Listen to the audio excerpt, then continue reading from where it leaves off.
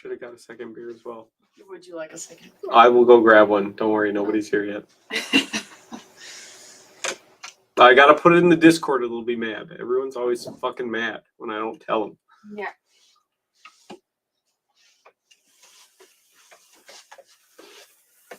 There you go. And Oliver's already here. First cat.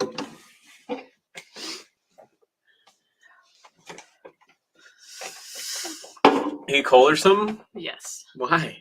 Because I'm cold. It's hot as balls in here. It's not. It's Dude, chilly. I tried to colas the heat register in my bedroom last night and burned the piss out of myself. It was that hot. I only have the heat set at 70.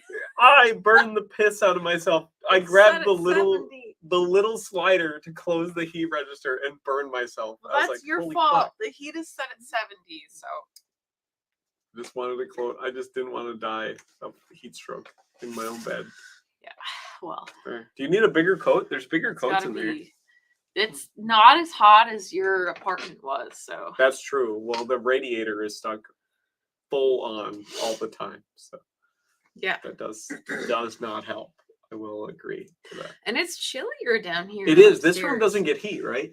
This one doesn't, no. Yeah. But I mean, all of downstairs is like a little bit cooler. So. That's why I like it. It's great. But yeah, if you need a big coat, that's where all the big coats are now. Yeah. You want a big coat? I debated a blanket or something, but we'll That's see. fair. You can have the biggest coat you want. There's one in there that you should have if you want a fur coat. It's dark blue. It's very U-sized. It's because it's smaller than my big long black one. Yeah. Is So. it the one with the furry cuffs? No. That one's mine. It's behind that one. If you want it, it has like a big hood that like it splits in half to be like a cape. But if you zip it up, it's a big, very voluminous hood. Yeah. So, so it's pretty good. There's Pippi. He's in the background. Look at him. He's the first one. My favorite cat. Him and his chicken haunches. It's hard. It's hard for me to say. I don't know. I like Oliver a lot, but Pippin. Well, Oliver's the firstborn kid, but Pippi is definitely the nicest boy. He's a saint. He's a saint. He's a good boy. That and he has all these weird sort of Eastern exotic breeds too. He's fancy for being a Minnesota barn cat. I mean, if you look at him, it looks like he ran his face into a wall. Like, well, I'm guessing that's just all the all the weird stuff in him. So that's fair. That's fair. He had a good amount of like Turkish van and stuff. Yeah, a lot of just weird stuff you don't see all that much. British short hair, Turkish van, Eastern exotic polycat sort of deals. So his back legs are so long. Mm-hmm. That's probably why you don't see a lot of it. So the egg hunter's new. Welcome, sir. It's my house. I bought it in September. That's right. She did. You're in the pull-in-on chair. That's what they do to this chair. It is. No, I know. I'm aware. I had this chair I brought with me from the apartment. Mm-hmm. It's better than this chair. Not gonna lie. Apparently, it's basically just like the wicker that they put on a cat tree. So, but better because it doesn't fray quite as bad. You keep pulling on it. Oh, there he is again. Oh, Pippi! Look at him.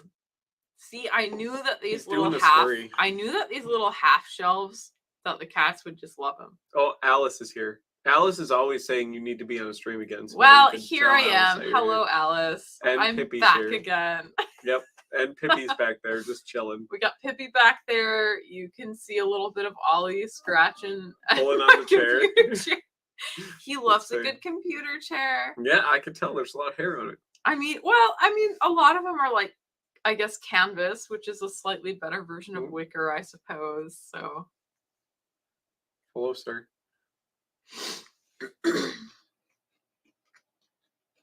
But yes, it's also the first stream in my new house because right. Devin didn't really want to stream in it before because it would have been too much of an issue, I guess. So Well, here's the thing. The internet is actually really struggling. If you look at, Yeah. we're down to 1.5 Yeah. bars down. Yeah, no, I get it. And it's not really necessarily It's not our end, it's Spectrum's end. It's For those of Spectrum. you who have Spectrum, you are aware We they live suck. in a Spectrum monopoly area. There's really nothing else. Like, some people go through like some mobile providers, like they'll do We're not doing that though. Verizon or AT&T or Mint or whatever. And the thing is that sometimes they work okay.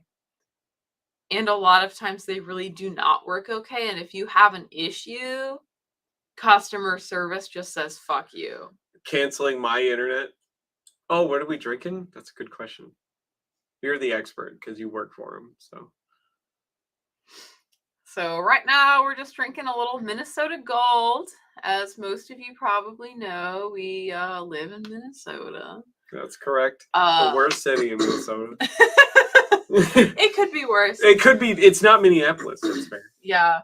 Just a little. It's a local brew actually, from 3rd Street Brew House, which brews in Cold Spring, which is where I work now. So it's just kind of their version of a domestic. It's not really anything fancy. This one is just, it's on par pretty much with a domestic, but it's pretty good. So tiny soda. It's pretty good, and it's pretty good for the price that I get it. So, because I get it at a vastly discounted price. So that's true.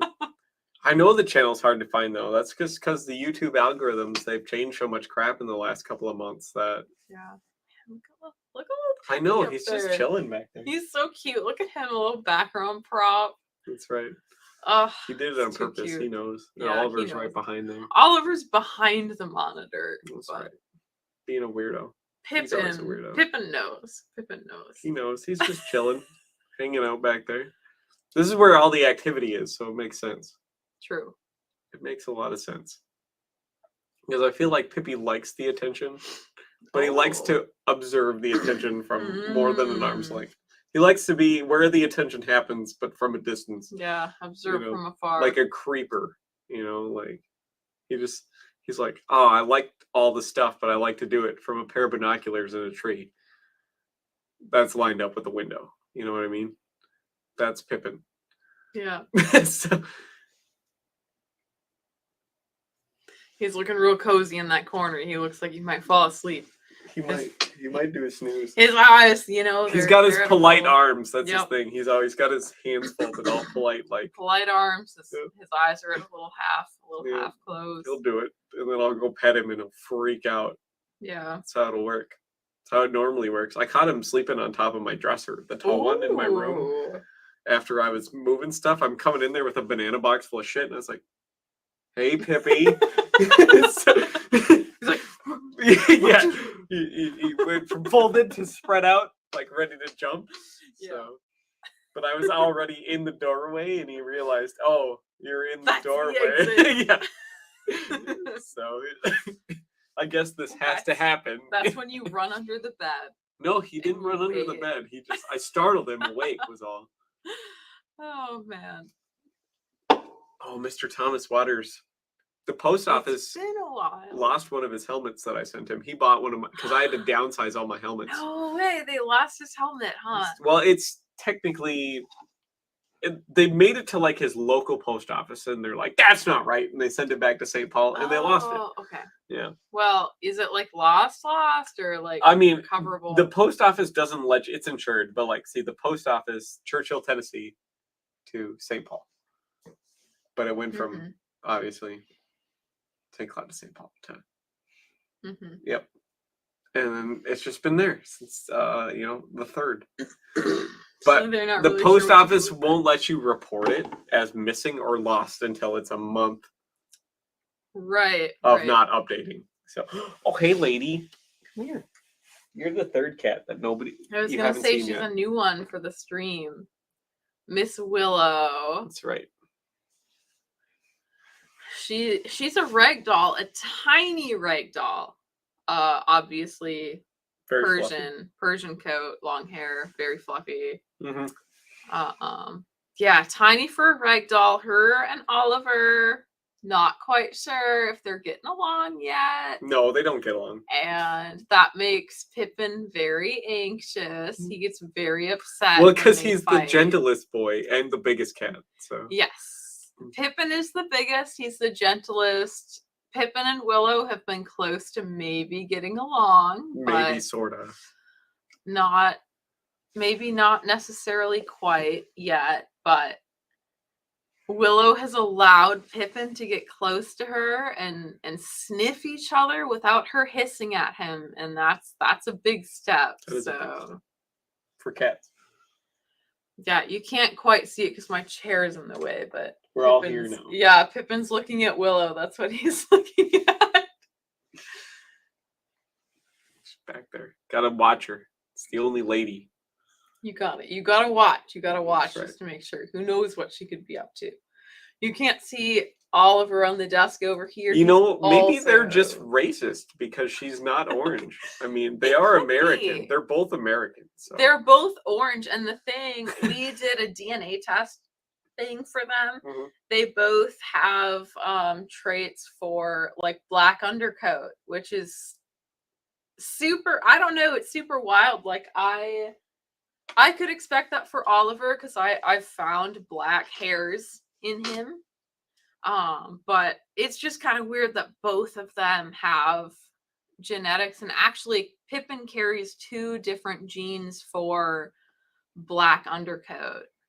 So he actually carries more genetics for a black undercoat than Oliver does, and I see the black hairs on Oliver.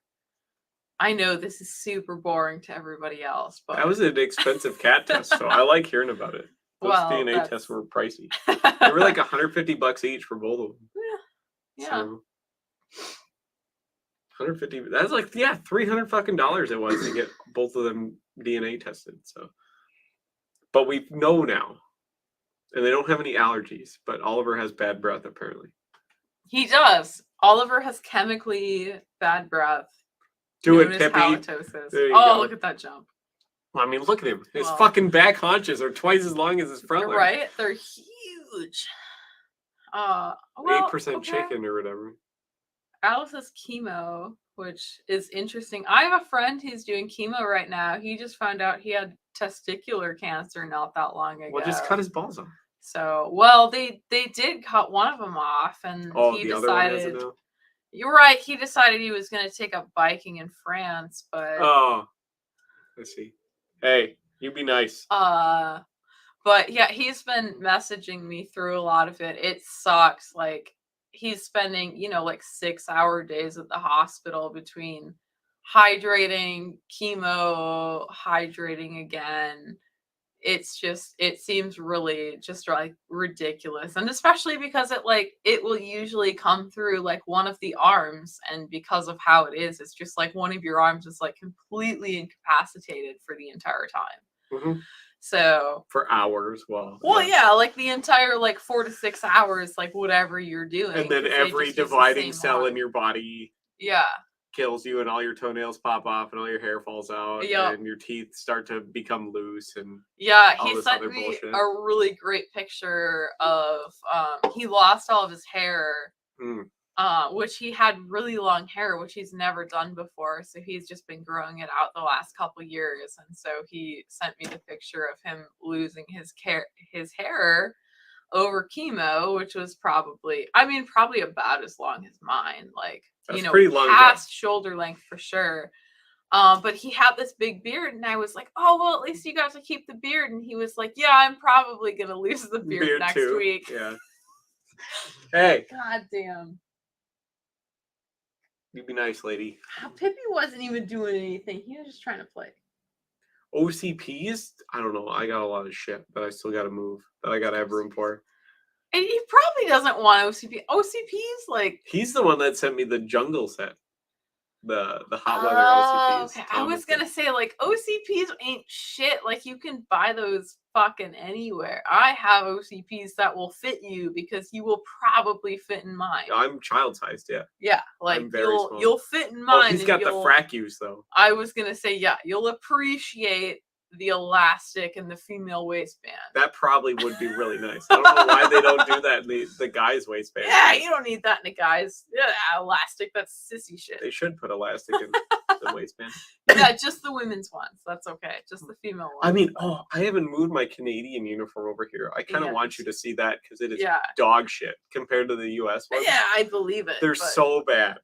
Yeah, that and my OCP top is the one that I wear is smaller than a men's small short. Yeah, that's fair. Well, you kind of have the same problem as me, where you're like, you're mostly leg and no torso. Yeah, well, which it's is a crazy because I don't feel like I'm that small, and then I get in army stuff, and I'm like, I wear the small short, and I'm like, yeah, huge. I get it because what is this? I'm like borderline small medium. If my shoulders weren't like as broad as they are, I would be a small. Like that's the only thing keeping me from being a small. Yeah. So, because I have like a 38-inch chest, and I'm just kind of lanky. My arms are long, and my legs are long, and my shoulders are broad for my 12-year-old Dutch girl body size. Yeah, I think actually, like even like looking now, I think I have broader shoulders. You probably do. I think I do. Yeah, it wouldn't surprise me. So. It's a big issue when it comes to women's clothing, actually, because most of them are just like it's cut for a certain body type, and like I have broad shoulders for like a woman. Well, it's a problem for a guy's thing too, because like my size is like, the shirt would fit so great other than the shoulders. So you have to go a size up, and then it's like, well, it just hangs off of you. You know?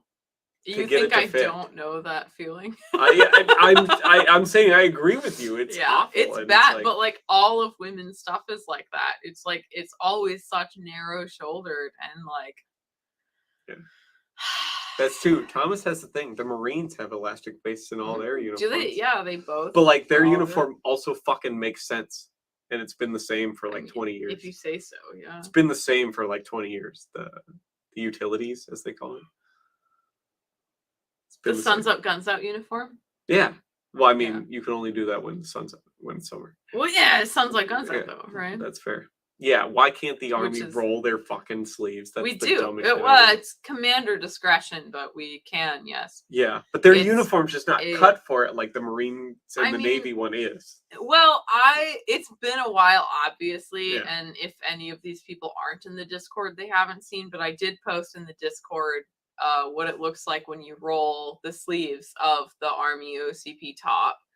And it's really not that bad. It's very similar. Yeah. You just have to do it right. The things that suck the most is then it incapacitates your like bicep pockets. Yeah. That's because you pretty much can't use them if you're rolling it because that roll is going to cover the pocket. Yeah. So it makes it unusable. Do they do it like how the Navy does in the Marine Corps where it's got to come mid bicep? Or does it sit lower down? So the thing is that it's commander discretion. It's part of our quote-unquote heat cat uniform. So, of course, it's only going to be advisable in a heat cat. I think it's heat cat 3 or above. I don't think... Because heat cat 1 is no modification to uniform, and heat cat 2, I can't remember. But for sure, heat cat 3 to 4...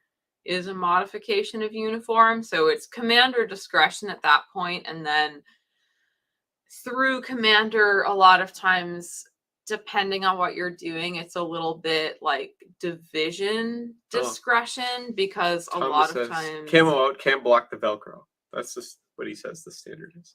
Well, which Velcro? On your shoulder pockets, I assume. It's not true. I don't know. If it means that like you can't block the Velcro, like the Velcro patch of like where the flag and unit patch goes, it's not true. And it's not true because of like when you have people like me who are like smaller, like the only way that you can get that cuff past your elbow is if it's going to cover the Velcro. And so saying not covering Velcro might work for like some men, and that's like one of the unofficial measures that they might use, but it's not like an actual official measure of what you use for like the modification of a heat cat uniform. So it's Just something. put your tropical uniform on. Yeah. You don't need to. You're fine. It's one of those things like when you're putting rank on your PC, like a lot of people will say that like your bottom chevron should go at like the crease that goes across, but that's actually not true because all of them are slightly different, just how they're manufactured. It's still supposed to be equidistant from top to like the top of the bill or the bottom. Most of them it's going to work that like the bottom of your chevron is going to meet about at that crease, but not every single one it's going to. So it's like one of those things where it's like it works really well. A PC, your cover, Patrol cap. your patrol cap. It's one of those things that like it works as a general rule, but like when you start getting into people like women who like I wear a blouse that's it's smaller than an extra small short. Like I wear it's like a 31 short, which is smaller than the extra small short that's available for men. And so if I'm going to roll up my sleeves and it's going to be at a spot where it's above my elbows, it has to cover the Velcro of where my patches go. It has to. And I'm sure the pockets are a standard size, no matter what size uniform. They are a standard size, and they have to be a standard size because of the sizes of the patches. Because on the regular OCP, unlike the ACU, which is the dress uniform, where on the dress uniform, your ranks for male and female are actually different sizes. On the OCP, all of your patches are the same size. And because of that, all of the Velcro is the same size. And that's mostly due to First Cav, who has the biggest patch.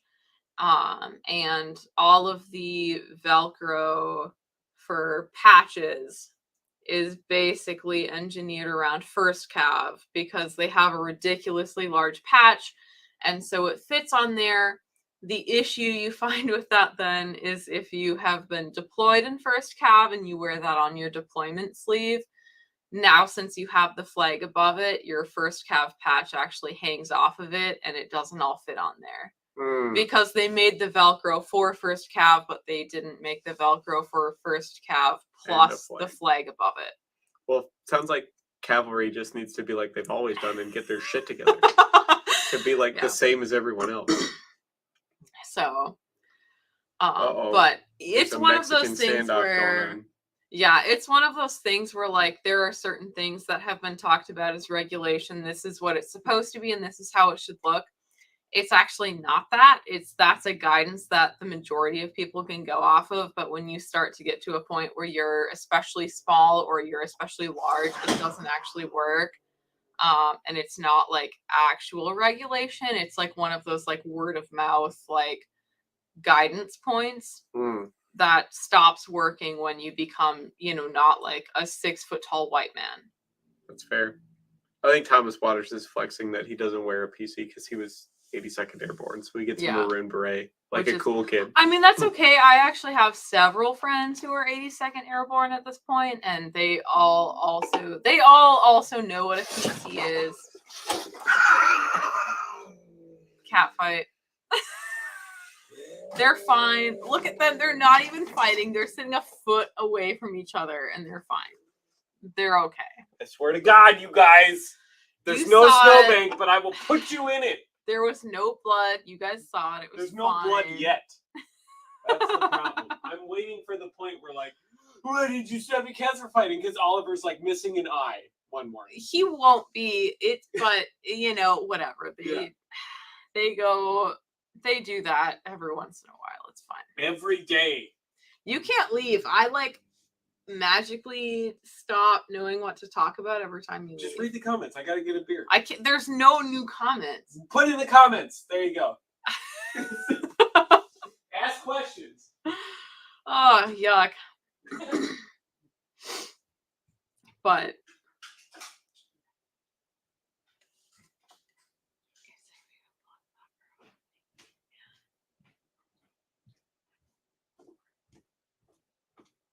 yeah, so in regards to Heat Cat being a certain way, the Heat Cat uniform in regulation is up to commander discretion. So Yeah, new comment. Thank you, Thomas. But yeah, I mean, if you check regulation, it's up to the commander. And like my commander, since like I'm in a division unit, like we generally just refer up to division because like one of our biggest goals is blending into division as well as we can and not standing out as a specific unit and making the entire division look as cohesive as possible. So a lot of that stuff, even though it can technically be commander discretion or whatever, like a lot of times we'll refer up division, and then like if there is a disagreement, which there often isn't, but if there were to be one, then they would potentially have a discussion. But yeah, it's usually up to division. Got out in October. Yeah. That's not a change. That's been pretty standard. Like Heat Cat has always been a commander discretion uniform. And the biggest reason that Heat Cat has been a commander discretion uniform is the fact that like the Heat Cat is set. So your Heat Cat 1, 2, 3, and 4, and anything you want to talk about beyond that, they all hit at a certain temperature. Hitting 90 degrees in Georgia is different from hitting 90 degrees in Minnesota. I mean, they're both very humid. Part of that, yeah, I mean, part of that is going to be both of them are pretty humid, but part of that is just going to be how your soldiers are going to be acclimated to that weather. Part of it is going to be when you're hitting that in the year, like especially like in Minnesota right now, like we got snow today. It's great. It's right. It's April 20th. We got snow today. Spring is in full bloom. Yep. Snow is in full bloom. You know, so part of it is going to be stuff like that because we also less than a week ago, we had 2 days in a row where it was 80 degrees. And it sucked.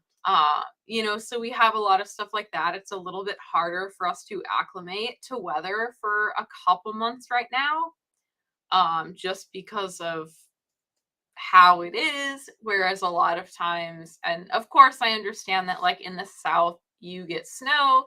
Sometimes you get snow when you're not expecting snow. Yeah, but like a quarter inch shut down the state, which is just ludicrous. But for the most part, it's a little bit more expected what the weather's going to be. It's a little bit easier to acclimate. Of course, for you guys, if it's going to snow in the middle of April, most of the time, you're not going to be doing a lot of stuff outside, at least as far as like ACFT stuff or like anything that's, you know, like actually going to have an impact on your Army career. Like a lot of times that will be put on halt if your command team is worth anything.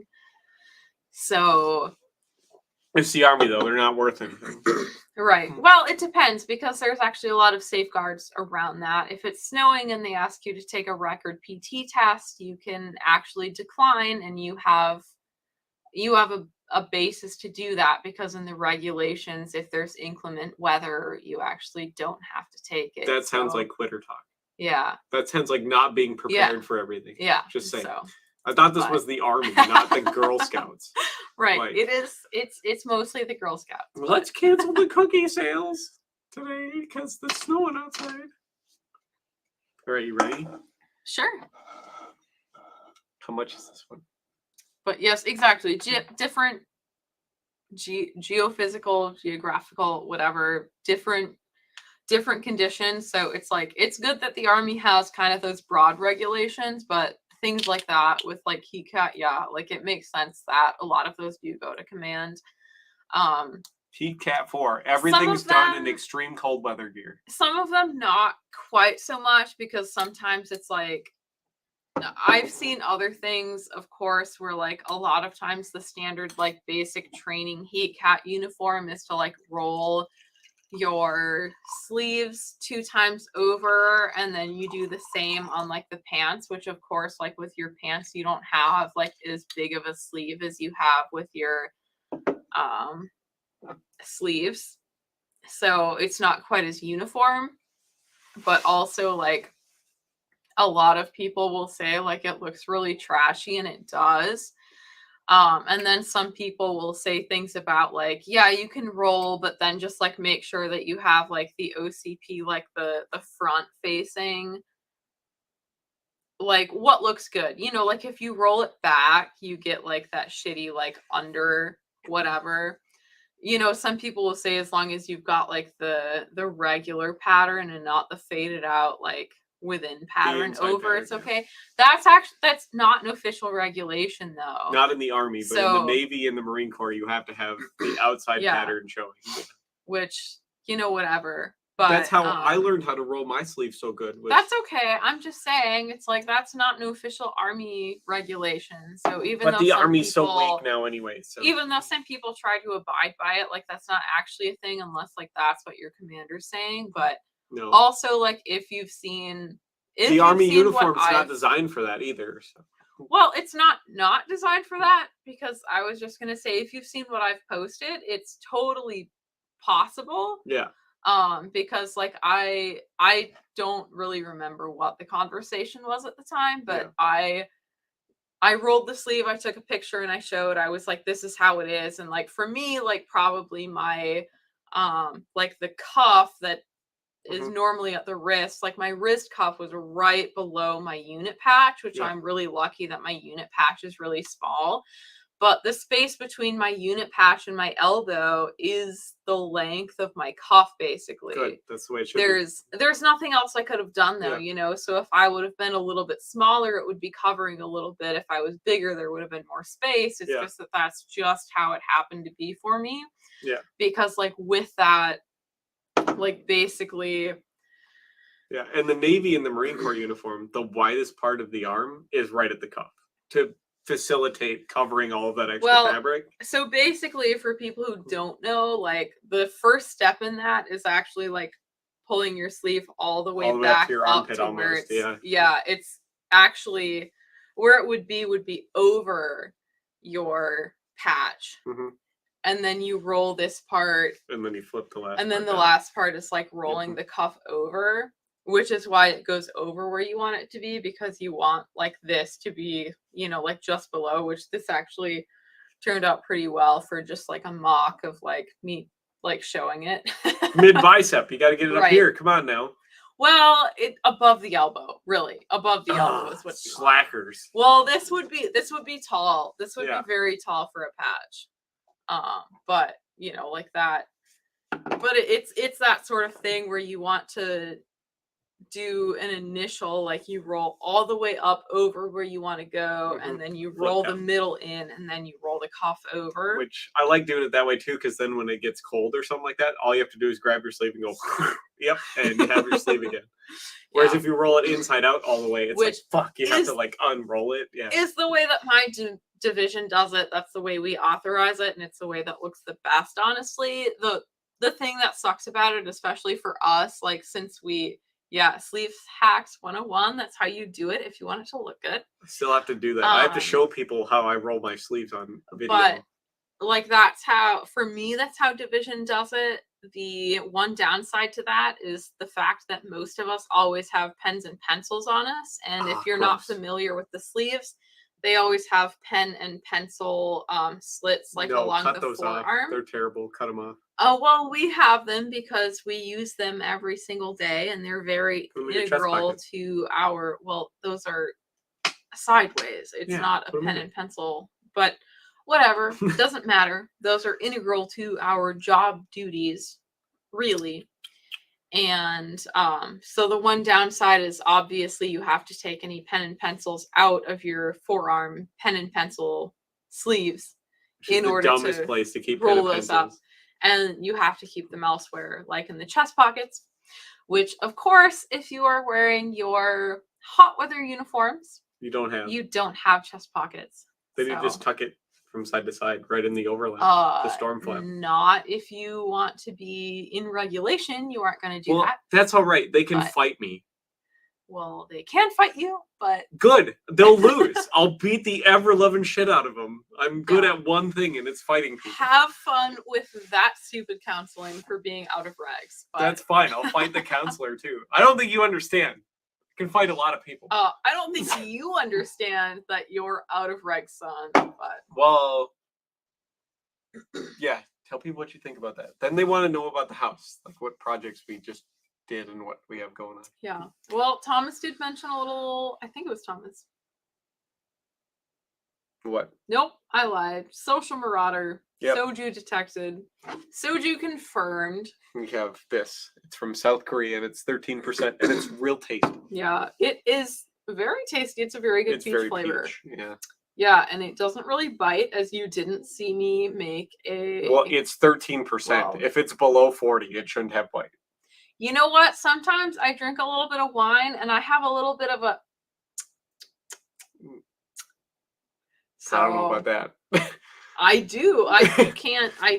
We can go get some wine and I will prove to you that sometimes when I drink wine, I have a little bit of that. Or we could get vodka and I still won't do that. And I will still do that. But, you know, sometimes people will have a bit of a face. I don't. That's fair. Which is pretty decent because sometimes also with a 13%, I'll have a bit of a face. I mean, it depends on how dry it really is, but this isn't really it's not dry. It's very good. I like the peach flavor a lot. I do. It is very peachy, which is nice. But then you get the kind of nice sake floralness.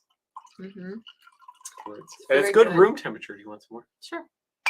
It is good room temperature, and that is something which is how you're that supposed is to drink definitely sake. worth saying, though. Is like there's a lot of stuff that is not that good. Yeah, Everclear you can't drink room temperature. It's got to go in the freezer for a little while. But yeah, new house. What did we do today? We put the washing machine on a stand so it's elevated so we could clean under it. Yeah. And we cut the very gross. Like, I have a very iron stomach, but like the drain in the laundry room was backing up for a long time beneath 2 layers. By the way, there's 2 layers of linoleum down there, vinyl linoleum, and I had to cut that back. And even I was like, ugh. Just even kind of thinking about it, my stomach is really strong. And that was like, a lot of you know, like, have you ever been like walking when you're hunting and you put your foot through like a bog, like you break the surface of a bog, like the surface tension, and you get that just ungodly rotten vegetation smell hits you. It was like that. And I was like, ugh. And I'm cleaning it and cutting the linoleum back. But we got that all done today. And what other projects? As much as he's saying this, I want to make known that like this house is very nice for the most part. Yeah. Like I have a really awesome kitchen. I've got a really nice like 3 seasons porch. Which, by the way, I don't know if we'll be able to convert to a 4-season because the idiot that put that addition on literally just put it on top of the deck. Yeah. So like it might not physically be possible. We'll see. Yeah. We gotta work out some We stuff. can definitely insulate it, but it might not be like it's warm enough to be a 4-season. Yeah, so that's one of the things is this house is a little bit older. It's just been renovated and added onto since then. I don't know the exact years of the renovation. Well, the house was built in 69, right? I believe so. Yeah, because I think I remember reading that. Yeah, which means that it was built before they started using, you know, like fucking particle board for support. Mm-hmm. So like the bones should be good. The 2x4s and stuff are pretty good, except for by the drain where they're rotten as fuck. Right. So because of all the water. Yep. But we don't exactly know when the add-ons happened, and to be honest, we don't exactly know what all is an add-on. It's a little bit difficult to tell. This is an add-on. This room is. I know this room is, but I don't know what else, because for sure the porch, but I feel like probably half of the kitchen, but obviously not all of the kitchen. Yeah. Because it couldn't be all of the kitchen, because then where would the kitchen be before? Well, I feel like I feel like the laundry room is also an add-on, and the whole kitchen itself is an add-on. I feel like everything from this side of the house, at least from this wall, because I feel like this wall lines up with the kitchen. Well, for sure. No, I know this room for sure, but this room also happens. It's not even halfway in the kitchen. It happens at a weird point in the kitchen where like that couldn't have been the whole kitchen. Yeah. Like where this is, because this doesn't happen at the entryway from the kitchen to the living room. This happens a little bit into the kitchen. Fair. And that couldn't have been the whole kitchen. And True. it wouldn't make sense with the structure of the house for the kitchen to have been further into what is now the living room. Like, that wouldn't make sense. Well, all that I know is that whoever put all of the trim in this house is fucking retarded. They did a bad job, but There's all the windows are fucked as well. Like because this house is old enough to where, like, if they left the original windows in, it would be up to fire code. We wouldn't have to change anything. But somebody since then has put new windows in it and had every opportunity to upgrade the windows to be to fire code, and then just didn't. yeah, but because the house is old, it still meets fire code. It's fine. Yeah, but like, unless there's a fire and I die in the fire. Well, it still met fire code though, so It's a good thing I'm small. I could still fit out yeah, one of you those could windows. still fit through those but windows. if I put any weight on, I won't. But and then the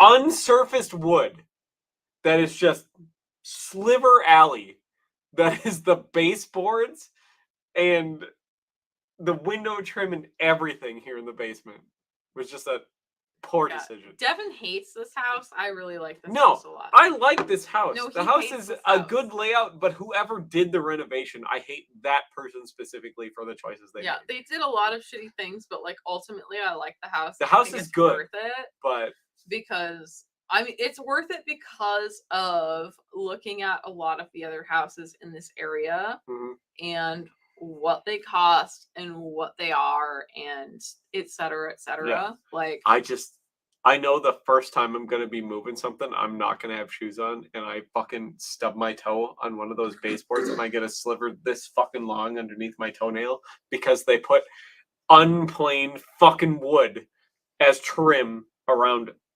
everything here in the basement. One of these days, you're going to go away for drill for a weekend, and I'm just going to take a belt sander to literally everything and refinish it so it's smooth. Like, I'm just literally going to be like, across the whole house, and it's going to be smooth and look good. And I won't have to worry about getting slivers every 10 seconds. Have fun this weekend. I don't know. Well, it looks like I gotta get the belt sander out. Yeah. Yeah, I'm literally just, No, you have to stop that. This is my house. yeah, but I'm making it safer. You can't just do these sorts of No, things no. without consulting It's me. still gonna be nice, good-looking wood because all I did was slap a half-inch of poly over all of the fucking Yeah, I'm splinter gonna shitty say wood. you can't do anything like that without consulting me first. It's gonna look the same. It's just gonna be safer and not full of splinters. That's all. I like the wood. Just the kind of wood they did was dumb. That's all. Checking the concrete. We can't do that without foundations, ripping floors. shit up. Yeah, I was gonna say it sounds like a good idea, but at the same time, like, not really reasonable. And I got a lot of work to do in this house. I don't need to rip up the carpet and stuff more than I have to. Like, there's a lot of projects we got to do this year. We still got to ask your dad about the tiller. As well. Yeah, there's a lot of things we have to do, and like landscaping is like definitely my big one. Yeah, because if it ever like, quits being winter and raining. Yeah, if it quits being winter, like my bigger one, I want to have a lot more flowers. I want to have wildflowers, and I want it to be very pollinator friendly. I've got a lot of seeds. All of them are like native to this area and that sort of thing. So just a matter of getting those in the ground and once it quits being cold as fuck, getting them in ground that is going to be conducive to them actually growing. Yeah, if we can sometime this weekend go maybe visit your dad and grab the tiller, that would be cool.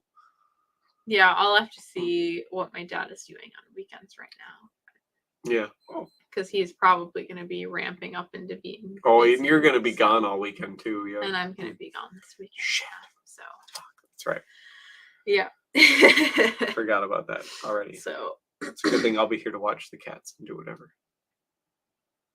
So. But yeah, projects I can get done around the house. I'm trying really hard to get done. So. Yeah, I know. Check it from the outside. It's not. We're not going to do that. There's landscaping around the whole fucking house. It's not visible from the outside. Yeah. Otherwise, I would know. Like, if it was really visible and obvious from the outside, I would know at this point. But also, it's also like a split level. Yeah. So. And the siding job they did on this house, granted, the only fucking job that was done good and how it should have been on this house was the siding job. And so it goes pretty much down to the dirt. And well, we got more of this to finish. There you go.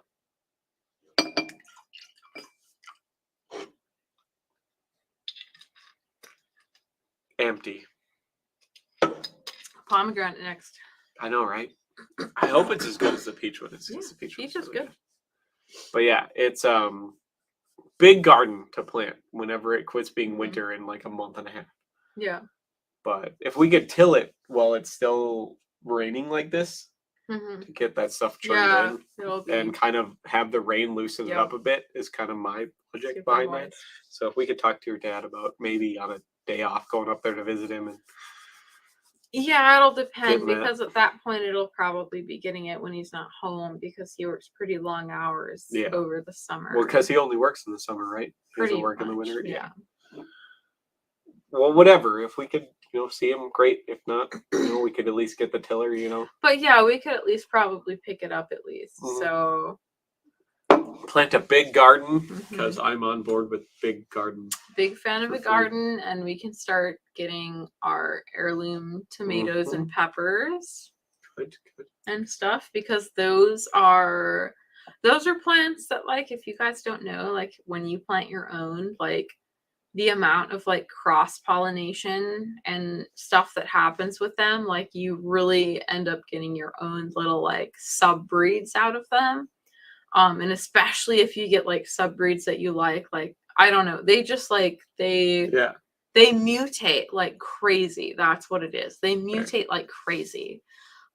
So you can very heavily influence the kinds that you get, and depending on what you do, you get very different ones from year to year. Fair. We could do we could do cucumbers and squash and literally everything. Onions. Yeah, I mean, to be fair, I don't really eat squash, so Oh, squash is delicious. I don't like it. It's so good.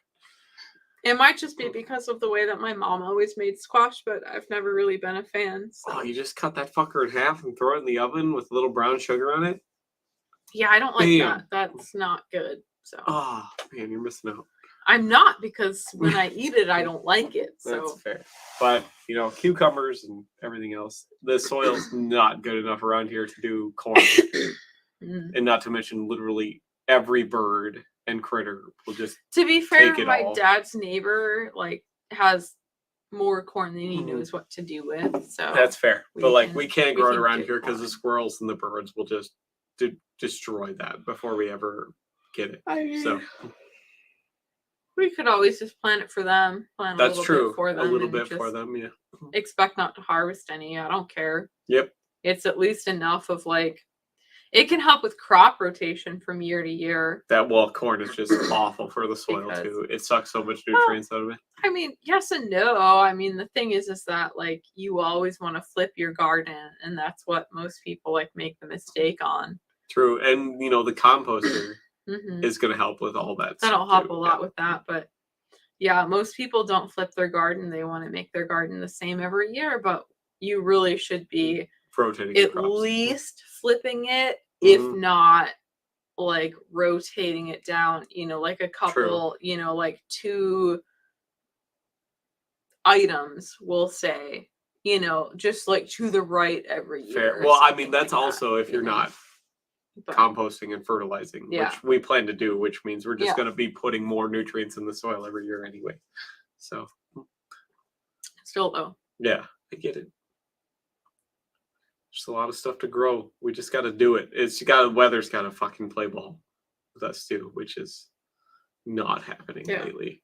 Yeah. But Which is why it would have been nice to be able to start stuff inside, but I just didn't not have with the 3-season porch, yeah. Yeah, I didn't have the containers. I didn't buy extra dirt. That's all right. have We seeds were ready to very go, that ambitious sort of this year thing, anyways so. with how much shit we were going to get done. So, Well, a lot of people have even said to me not to even do a garden in the first year anyway. yeah. So Get other projects done, get it all set up. We can at least plant Right. a couple things It doesn't need to be huge though. Like tomatoes are one of those things where we throw it out there and leave it. It'll grow no matter what. Well, that was one of the things. It's like a couple people said, like, oh, don't even plan on having a garden. Just like see like where the sun hits for the first year. And We know where like, the sun hits though. yeah, well, that's what I was thinking. I was like, I know where the sun hits, and like even if I plant a garden, if half the stuff doesn't grow, it's like I'll move it for the next year, but I can kind of see at least what does grow in the area, and I can see what didn't grow, and then I can kind of plan like, okay, I didn't get enough sun, or like whatever was the issue. But like the spot that we have gets sun all day. Yeah, I think it's a pretty good spot. So it's right on the edge of the property, and it's very flat, so it'll hold water but still drain when we need it to. I think it's a good spot. Yeah. So we just got to till it up and make sure the grass doesn't fucking take it over. So we ain't gonna survive. That's bullshit. I will gut somebody. I don't have my knife that I made out of an antler and a piece of rock here yet, but like we'll survive the winter one way or another. I'm not too worried about it. That'll be just like, I have to be like growing up again. Shucks. We'll make it through the winter. So I hope you like squirrel. So, which is real tasty. There's a lot of fat squirrels around here because people aren't eating them. Mm-hmm. So, but it's squirrel's one of those things like rabbit or I don't know. I don't really know the exact classification of them, but like smaller game birds like quail and stuff, where like they all cook pretty much the same. Those like little small game animals. Rabbit is my single favorite meat in the entire world. They work so well in a roast. They work super well with rice, with mushrooms, salt, cream, that sort of thing. Like they work super well in that sort of thing, and it's very easy to make a very simple roast with them. So yeah, and worst comes to worst, we can eat the cats. We're probably not going to do that. Probably not, but like Oliver's going first. I don't know. I'd probably let my cats eat me before I ate them. Oh, that's not true. I'm not going that far. I would. Yeah, I'd probably let them eat me first. No, I will. I mean, if I got to the point where I was starving, like with no more food available, like grocery stores are shut down, I don't have a garden, I have zero way to get food, my dad's out of meat.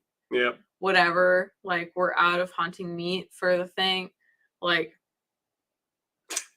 probably gonna shoot myself. Dude, the power goes out for more than 2 hours. I'm already like, what neighbor am I gonna string up? Well, I mean, here's the thing though, like you joke about eating the cat, but what's it gonna do? It's gonna keep you fed for what, 2 days? No. Human body only needs 300 calories to get through every day if you're doing minimal effort. Yeah, you know how big a cat is? Yeah, cat's about 4 days worth of calories. Yeah, okay, so like 4 days, but like... Yeah, but you got 3 cats. Okay, but one of them is tiny. That's fine. That's 12 days almost. Yeah, I don't know. I don't think so. I'm gonna shoot myself before then, and then I'm gonna be more than 4 days worth of meat for my cats. That's fair. Well, I have no problem with cannibalism. Plus, I have at any given time I'm gonna have extra cat food. So I'm gonna have more. No, I'll eat people before I eat cat food. No, I'm saying that for my cats. Yeah, they'll be fine. I'm going to have extra cat food, and then I will also off myself because I'm not going to have 4 days worth of cats for food. I will shoot myself. My cats can eat me, and then they can also have all of the food that I have left over. I'll kill a neighbor first, meet them. And I will leave a door open for them so that they can leave. Like, they will live much longer off of me than I would live off of them. We don't need to worry about that. Yeah. I'll just go back into how I grew up. There will be plenty of food. We're not going to go hungry. I'm just saying. Yeah. I'm just saying. I would much rather, if I get to a point where it's like eating my cats or starving, if I get to that point, after I eat my cats, I'm probably still going to be starving. So I'll just not eat my cats before then. You just gotta be like me, and you could go like a week without eating. It's fine. It's not fine. I lose a ton of weight, and I lose a ton of nutritional value, which isn't great. I'm working on it. I'm trying to be better about the whole eating food regularly thing, which, by the way, I haven't eaten yet today. But in other words, he's not trying to be better. I'm working hard to be better, but he's making zero effort to be better. When you're not hungry, it's really hard to remember to eat. That's the problem. You don't have the urge. It's like, hey, you should have some food. So, not much I can do about that. So, but I'm trying to be better about eating more regularly, because like 2 to 4 meals a week isn't enough. But yeah. But no, we won't kill the cats until I literally can't murder anything else to have food. Which I'm pretty good at murdering stuff for food. It's a lot of guns over there. None of the ammo's here, unfortunately. Like, very little of the ammo is here. But, like, there's plenty of stuff to get food. Which, wasn't your dad going to get you a hunting rifle? No. When's that supposed to happen? Next hunting season, probably? Maybe? Depends on when it comes in. He's ordering it. So. Oh. Depends on how long it takes them to get it. These people gave me shit about the one that I want to buy. I don't care. I know, right? That's what I said. Fucking moaning all the time. What? But yeah, so. Because I want a Savage Impulse, and apparently everyone thinks that's a bad gun. That fucking sucks. I'm getting a Savage 308, so. Savage is bad. That's not true. They make a affordable hunting rifle. They make a really decent hunting rifle, and like, especially when you get one of the ones that's wood and not the fucking like synthetic like garbage. Like, I don't know. Like, I like a wood. I like a wooden stock. I like the extra weight it gives you. I give the fact that it doesn't like give you the extra kick. Like, I don't know. I like. Well, yeah, the Savage 99 is good because they made it for like 100 years, but they don't make them anymore. So I like a wood stock, and I like a Savage, even though I can't get the same Indian sticker on it anymore. But I've got my dad does have an older Savage that has the Indian head sticker on it. So that's one of those things where we were like, well, he's got like the last year where they put the Indian sticker on it. Yeah. So that's one of those things where he was like, we're probably not going to sell that, even if people were offering for it, but, probably not going to sell it. We're just going to keep that just because. But we have newer Savages that have the updated sticker on it, but yeah. It's just one of those things where when you've got it, you almost kind of got to keep it, I mean, fair. I mean, I've got tons of guns that'll work just fine. But, like, I mean, I'll take the number 4, the SMLE, number 4 Mark 1 Star, the Long Branch, as I call it, because that's who made it. It's a Canadian gun. Out in the woods any day. But, like, the thing's heavy. And ammo's kind of a pain to find for it. 303 British since COVID is kind of a pain to find, and it's really expensive. So getting something that, for one, can take a scope and is relatively modern and lighter has been on the agenda for a while. Because as much as I like taking the old surplus shit out into the woods, it's heavy, and ammo's expensive for it. Unfortunately, since COVID, so. What do you do? Yeah, we got some really good advice to slap a scope on a Milsurp, but like none of my Milsurps take a scope. Yeah, I was gonna say either probably most of them don't take a scope, or like there's a scope on them, but that's not necessarily all of mine are. Want to take hunting? All of mine are unmolested. Well, your Swede takes a scope, doesn't it? Yeah. Because yours is very molested. Yep. You have a very molested Swede 96. But she does good. Mhm. She does good. It's Killed a good it. milsurp. Killed every deer she shot at. Yeah, since it's we a had good her. job. It's a good conversion. It's one of the It's just- prettier, better conversions I've seen. It's still just a conversion, you know. But it's so if still you're a gonna be molested milsurp. diehard, Yeah. But it's nice. I like it a lot. An so. unmolested Swede 96 is on my list to get of guns. But I want one of the Finnish ones where it has the SA stamp on the side of the receiver. I want one of those real bad. Yeah. Bubba Mosin? I don't need to. I have a Finnish M39. I don't need to Bubba Mosin. I have the best Mosin. No, the no Indian head thing is not Canada. I almost said Canada. No, they don't use the Indian head in the US anymore. No, the Savage is literally, it's Savage, but it's in like very square, blocky letters now. They've done that because racism. Yeah, I don't have a year off the top of my head for you, but It was like 2006.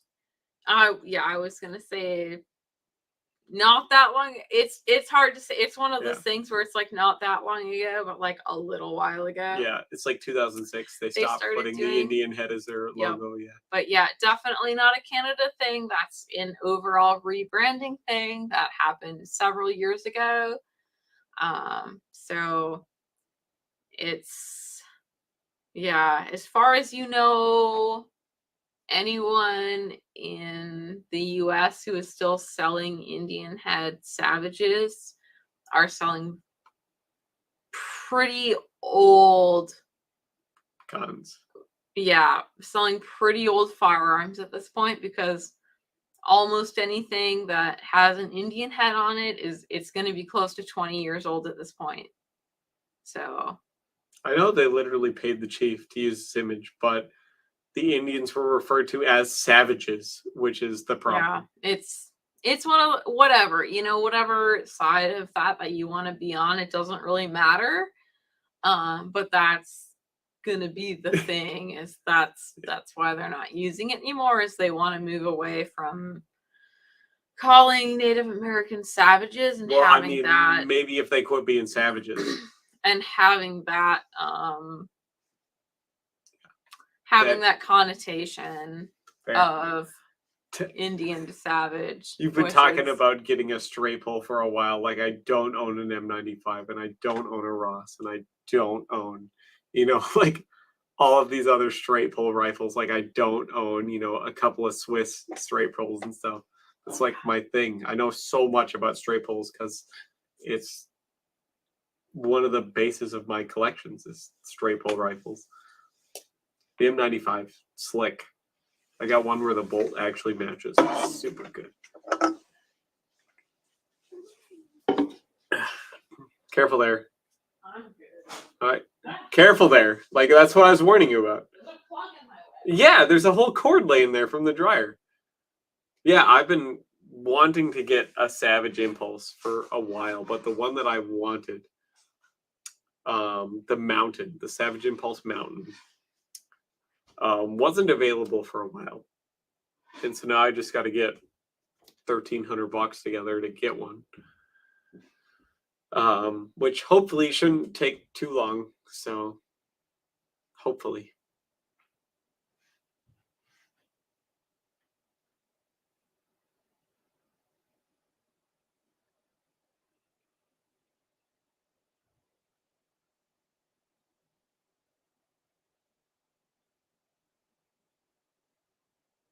It's been a while. Savage stopped using the Indian head logo for a while. But what do you do? There's not much you can do. But oh well. So worst comes to worst, I have literally right over there off camera a whole like 1,100 round case of Mosin ammo and a Finnish M39.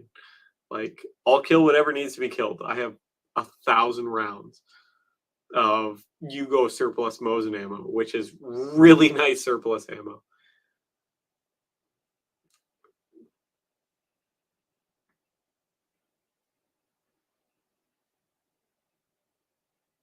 So if I have to use the Mosin, I will.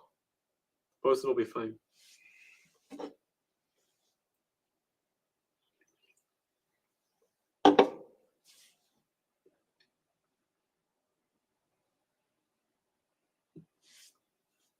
But yeah, I really wish I could find some affordable 303, like commercial 303, because I have so many guns to take 303. I have 11 SMLEs.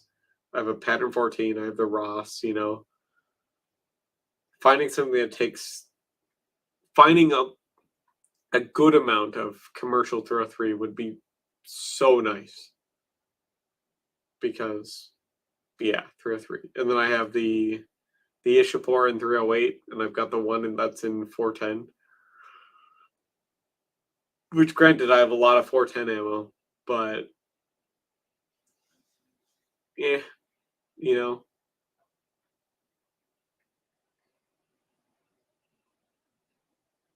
I love to take that gun out rabbit hunting.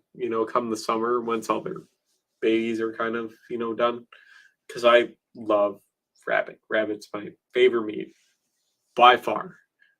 It's so good.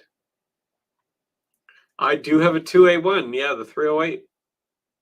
That thing is, I mean, the MOA on it's awful. It's like 4 inches. It's almost at the max of specs.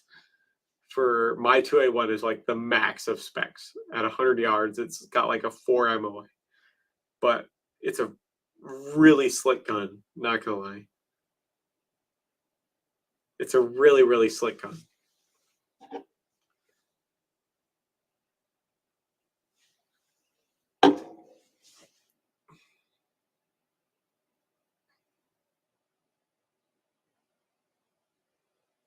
Dan Page is looking to get a new hunting rifle. She's killed every deer she's had with a very heavily modified Swedish M96. So the M6, it's fine. It gets done what it needs to. So, I mean, it's a really cool survival rifle, not gonna lie. But I think the better of the survival rifles is I would rather have the AR-7. I think that's a really cool rifle. I would probably eventually buy an AR-7, because not only is it the best Armalite rifle made, but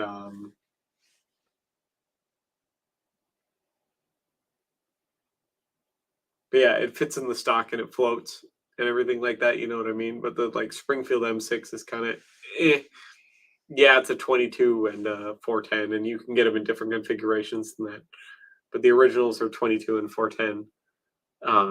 But I would rather have an AR-7, so a little semi-automatic 22.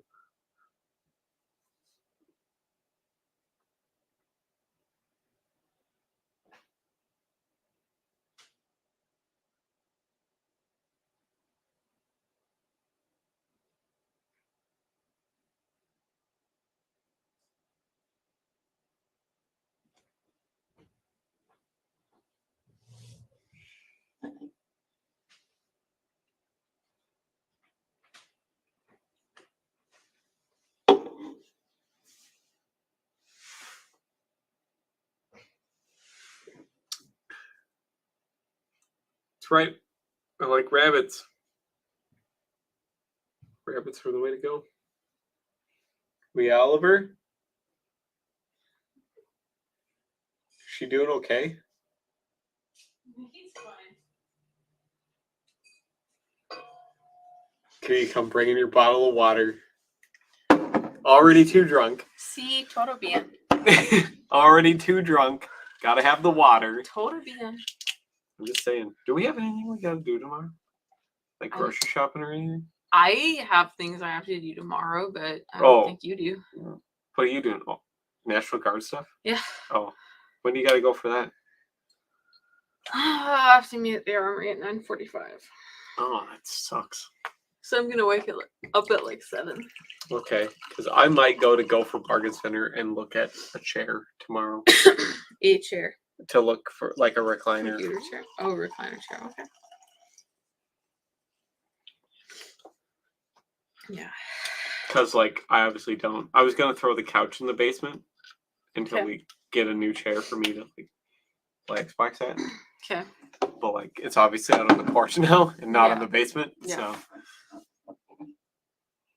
it smells very cherry, Mm. surprisingly. Mm-hmm. Smells like cherry White Claw. It does smell like cherry White Claw. That's what we're drinking, by the way. Pomegranate. Good Day pomegranate. Mm. Yeah, it doesn't quite taste like pomegranate, I don't think. A little bit more like cherry. As I say, I get more cherry off of that. Vodka with natural flavor added. That's what it says. Way on the front. Or South Korea. Yeah, it doesn't give any more on the back. Yeah.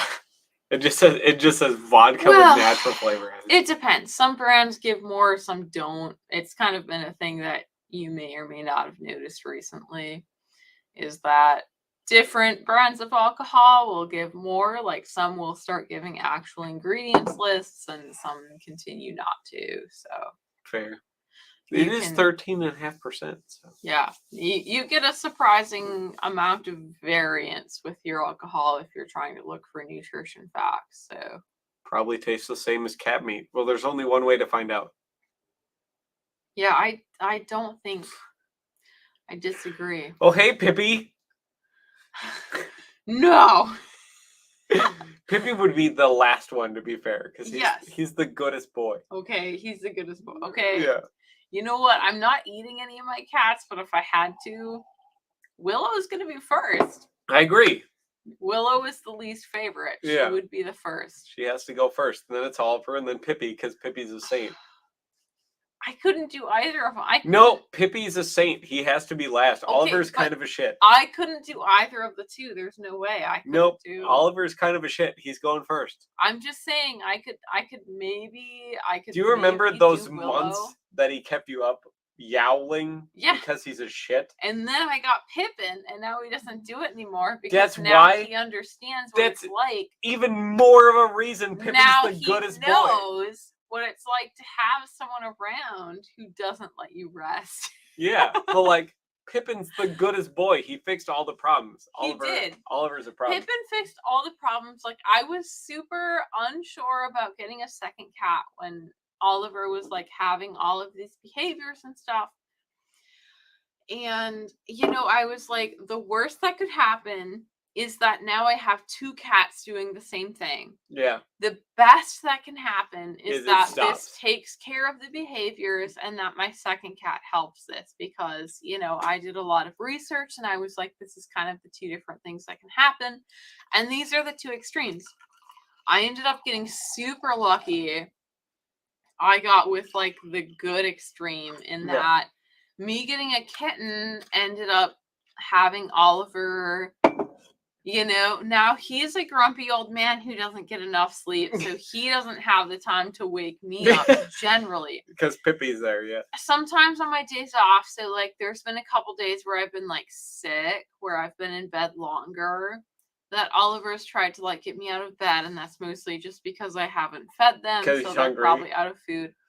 And to be honest, like that's totally reasonable. Like No, you don't need to eat that much. Trust me, I don't do it. well, no, I'm saying it's totally reasonable because like on the days that I get up to work, it's like I'm generally feeding them around 4:30, and the days that I am not working, like I'm still generally feeding them, by 8. Yeah. Like 8 at the latest. I'm generally still feeding them before 8, so I'm generally still feeding them within a couple hours of that. So like on the couple days I've been sick where it's just been like really hard to get out of bed, like a couple weeks ago I had a day where I pretty much spent the entire day sleeping. Like I woke up every couple hours. Was that the day you asked me to get you fruit? I think it was. Yeah. And you were like, I'm dying. I need food. Yeah. And I was like, okay. Yeah, it was 1 or 2 Fridays ago, and it was I slept all day. I slept all day. Yep. That's what I did. You were like, oh, you were here. And And- I was like, I was. Yeah. I wasn't even awake to know. And Pippy boy. I know they're so cute. I wish Pippy everyone boy. could see. I mean, they can. We could just. No, Oh, because yeah, you had to make a loud noise and then Pippi ran away. Pippy's over there. He's in the laundry Well, room. there's Oliver in the corner. Look at him. He's so And cute. Pippy's over there in the laundry room. Well, He's you kinda- can't see him on No, the you can camera. right there. He's right there. You can hardly see him on the camera. He's But yeah. so cute, but you can hardly see him. Pippy's the bestest boy. He's the bestest. He is. He's a saint. He's the goodest, kindest soul out of all of them. He doesn't ever fight. Or he hissed once. I did witness him hiss. And I was pretty amazed, yeah. I wasn't sure if he was capable of it. Because it was like, whoa, Pippy, I didn't know you were Yeah. allowed to do that. But yeah. He's the goodest. He's the goodest boy. Yeah, eat cats if you had to. I would too. Who doesn't? I mean, nothing wrong with cats. I mean, the Asians do it. Most of the Koreans. They're the ones who eat the animals. But look at Pippy just doing a flop over there by the laundry machine. Eat your cats if you had to. Unbelievable. Hey, You it shouldn't happens. be a pet owner. Dude, here's the thing. I would eat Get out of people here. if I had to. People. Me. Dude, here's the thing. First thing about a survival situation is you give permission for everyone else to eat you. It's a thing. It's literally a thing. I mean, like, if I was already dead. That's the thing. Like, if you die, they're not gonna like kill Yeah. you and eat you. Yeah, But, like, like, if you if- die, If you I'm give already permission dead. for everybody else to eat you. If I'm already dead, I don't care. But if it's like we're both starving but alive. Yeah, I would definitely murder a cat and eat it. I definitely would. Like, it wouldn't take much, but like, I mean, if that's the sort of scenario we're in, I'm leaving the front door open, and the cats are gonna run free, and no, they probably I will murder a neighbor, No, and we they're- will all eat like kings before this. Like, you have no idea. yeah. Like You'll Jerry over there, get rid he's of gone. Jerry. Jerry's Get rid like of Jerry. Jerry's like 75. He doesn't Yeah. have long The left cats anyways. will Yeah. eat Jerry. Yeah. It's fine. No, we're gonna also eat Jerry, but like, That's there's okay. gonna be plenty of people And to then- eat. Don't worry. Jerry and Julia can't bitch to me about how I have leaves in my yard. Did they? Question mark? Did they actually complain to you about having leaves in your yard? Low key, yes. I Like- want to talk to these people now. 'Cause Yeah. we had to put up the like fence is not the right word, but the guardrail above this stairwell Yeah. right outside of here. And Julia came over and mentioned like 3 times in just like a short conversation, like a 5 to 10 minute conversation, that we had a lot of leaves in our You yard. have 2 trees in your yard, Like 3. Okay, we've got 3. but like that one's hardly a tree. No, that's not the one. There's the one out Yeah, the one by the here, road, and then the big but silver the one maple. by Yeah. this road. Because we've got the one by this road, which is the one I forget about. Yeah. The one that way, and then the one out back. We've got the 3 big trees. Yeah, you got the And the tiny maple in little- the front yard. No. The 3 big trees plus the tiny sugar maple in the Yeah. front. No, it's not a sugar maple. It's a silver maple. Okay, well, you told me it was a sugar maple, so sorry if it's not that, but that's what you told me it was. No, it's a silver But- maple. And then the one in the backyard, the big one, is a silver maple. And then Yep. you have an aspen, and then you have a Norwegian pine. Hmm. I like trees a lot, so I know a lot about trees. But you got a very small Norwegian pine. Yeah. But yeah, I'm down. I don't like, like when we were installing that guardrail, Julia came over and apparently like multiple times in like a 5-minute conversation mentioned how we had like a lot of leaves in our yard. And like, I get it. A lot of people would like rake those, I guess, but like, maybe not all of you know, but like I've talked about this thing, like I'm going to have like a very like pollinator friendly yard, and I want to have a very green yard. And Yeah. one of the things about that is like not removing things like leaves, because removing things like leaves ends up removing the nutrients that naturally your yard would have to But that's continue also- to grow. You don't have that many trees for as big as this property is. Like, Yeah, and there's only a couple trees, and like, yeah, like, fine, maybe you want to say that my yard is covered in leaves. it's not, but it's like 3 spots around with Right. 3 trees. It's yeah. really not, but it's all the spaces near the roads and whatever. But Well, I don't really we want care. to cut but down that fucking one by the road anyways. we might so- because it's half dead. It's split in half, literally. But it Alright. just. I'm yeah. gonna go piss. You talk to the people Oh, about okay. trees. Well, I don't know. All right, you anymore. guys. I'm done talking about trees already. Comment questions about the house, whatnot, what we're gonna do, because so she has stuff to talk about while I'm in the Because I bathroom. was just like, I have nothing. As soon She as can't we- exist without me here. So No, like, yeah, I'm like not a person. I'm a fake human. no, you're a so- real person, but like, no, I'm fake. no, you have rights and everything like that. No, no, I Unfortunately, don't. women have rights now, but like, Yeah. ask questions about the house and whatnot, so that way she doesn't feel too uncomfortable while I'm in the bathroom. Happy boy. But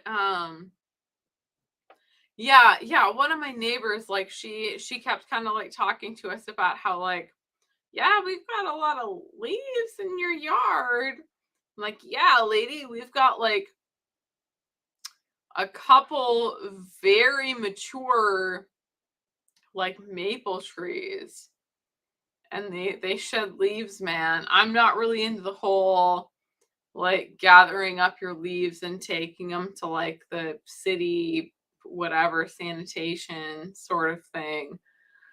So, I mean, it's crazy. Like, people will do all this stuff to like make their yard look better, but ultimately, like, doing things like leaving all these leaves in your yard, like, I have one of the greenest yards right now, and it's because I left like all of those like leaves sitting in my yard before it snowed, and like a lot all of the annuals, like all of the flowers that were planted already in the landscaping are sprouting again already. So I have all these flowers coming up already. So things are going good. I'm just trying to make it a little bit better landscaping wise, I suppose. Man of the trees. Oh, yeah. So this is flute player Jim Walker. If you guys don't know, which you probably don't if you're not like super immersed into music culture, if you're not sure who Jim Walker is, I can guarantee you've heard him play the flute before. He for about 20 years pretty much had a monopoly on the flute playing for like major like Hollywood films. So I think it was like if you listened to a movie from like 1978 to like, you know, about 2008, which I guess is a span of about 30 years. If it had flute in it, you probably heard Jim Walker. This includes things like The Lord of the Rings.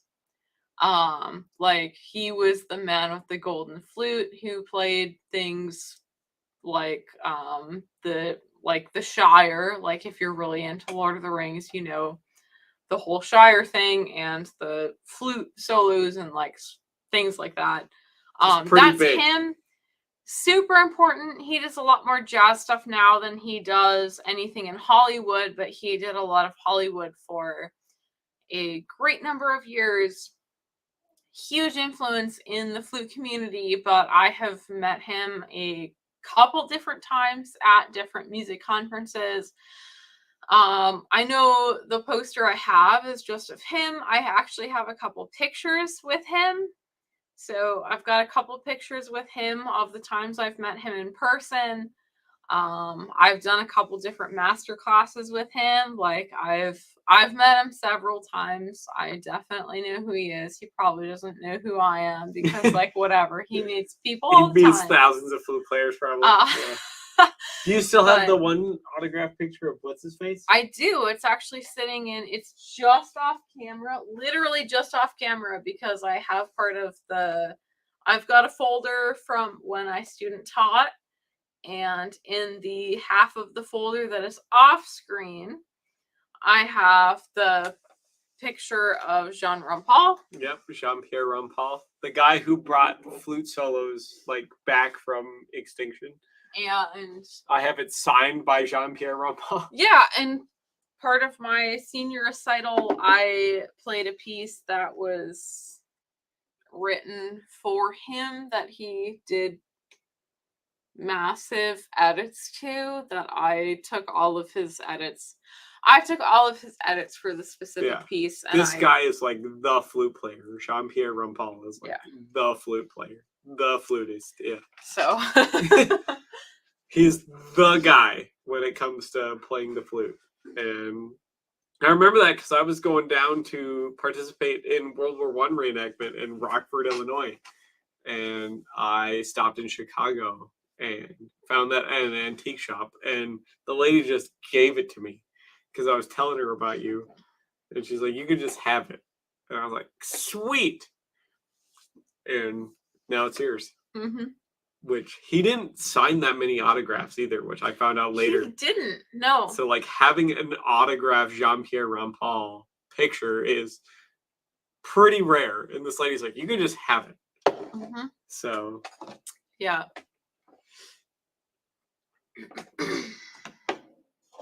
And I mean, it might seem weird to keep in the case. I mainly keep it how I do just because I don't want the sun to bleach it out or anything like that. Like I just want to keep it nice because he didn't sign a lot of shit. He was very against signing stuff, actually. He was, yeah. So having an autographed Jean-Pierre Rampal that's like authenticated autograph is pretty great. Yeah. As far as flute music goes, but not that a lot of people care about flute music. Not that a lot of people care, but I care a lot, and it means a lot to me. Like I've played several pieces that he's played. Like I do his edit of I don't Fair. A lot of stuff. It just I follow. He's the guy when it comes to modern flute playing. Yeah. So and. Yeah, I just remember getting that picture. I stopped down in Rockford. I'm still wearing my shoes with like the iron nails on the bottom. You know, me and like 3 other people. When I picked that up. And then I lived in a trench for like a week with that in my car, just getting covered in mud and dreading fucking living in a trench for a week in Rockford, Illinois for World War I days. Being one of like 4 Canadians in all of North America. One of the 4 people that are representing Canada at this event. Just being pissed off at how fucking wet and cold I am. Yeah. I had that in the car the whole time. There we go. These people can't read music. They're uneducated. That's okay. Poulenc Sonata #1 for flute and piano. I very specifically play the version with his edits. So Jean-Pierre Rampal. Yeah, it's just I don't know. It doesn't necessarily mean a lot to people who like don't know a lot about music, and if you listen to different versions from different people, you might not pick up some of these things, but it's one of those things where like when you get very into it, you know a lot of these differences and the things that they do. And like one of the things that I was told specifically, like when I did my senior recital, because I majored in music, I got a double major in music ed and flute performance. because none of Yeah, you people... flaunting your education about people like me who are only good at murdering other human beings. I see how it is. Because I definitely haven't shared that with anyone at this point. But for that, like my senior recital notes, like one of the comments I got was that I wrote significantly more for all of my pieces than the majority of people do, and they had to edit some of my They're like, tone it down now. I think so. I believe that they edited a couple of my performance notes down, not a whole lot, because they wanted the majority of it to be still very much me. But I did have a very long program for my senior recital, because one of my requirements was writing the program notes for my senior recital.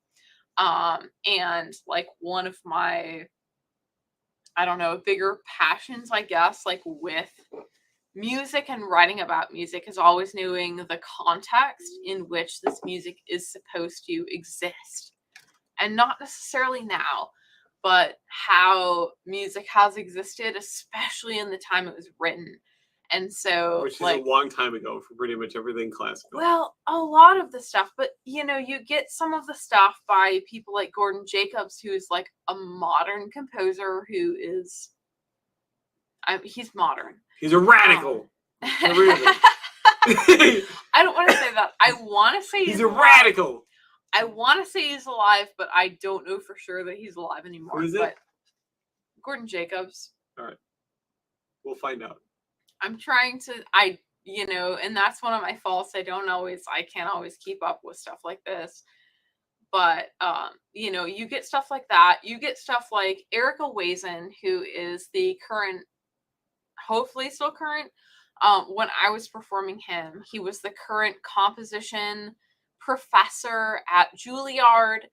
And you get people like him who are... No, he died in 1984. He's been dead for 84, forever. Okay. He's been dead for forever. That's like 40 That's like years. 40 years. 40 years. That's half a lifetime. But in the world of music, he's still modern. That's true, yeah. Well, modern is like so 1850 onward. 1920 onward. He was born in 1924. Like, I'd say but modern he wasn't composing music in 1920. It's at least 1900 onward. Yeah.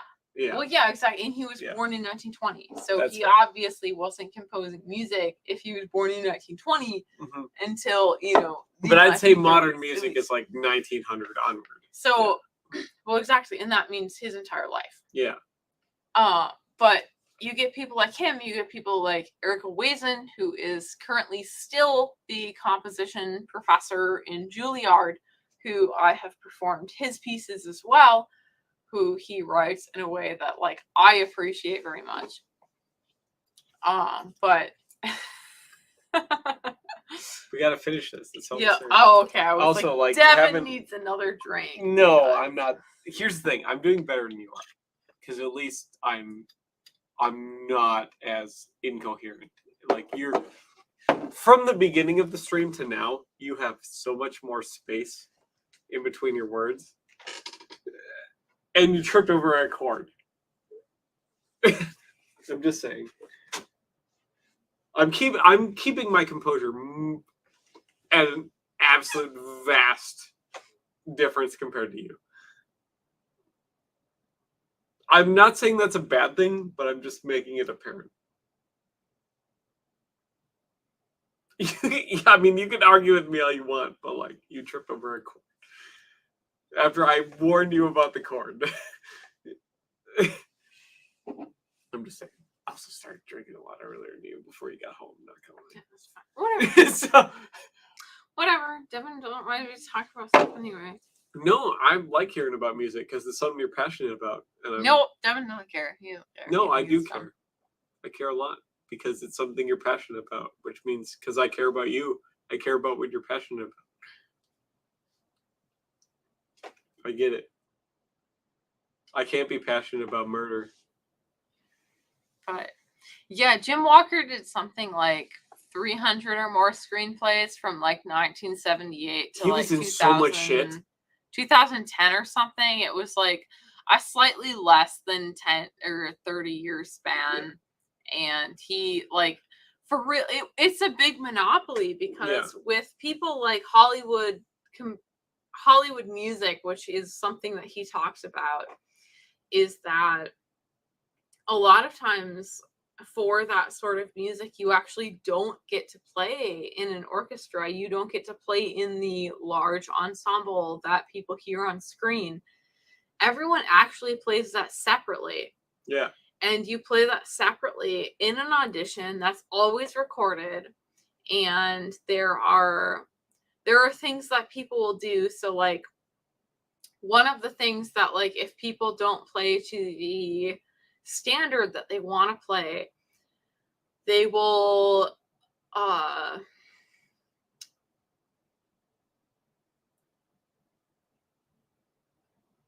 come on now, keep it together. I know, what's the word? But like here's the thing. Jim Walker has so many credits. And like he has so many more credits than he's given credit for.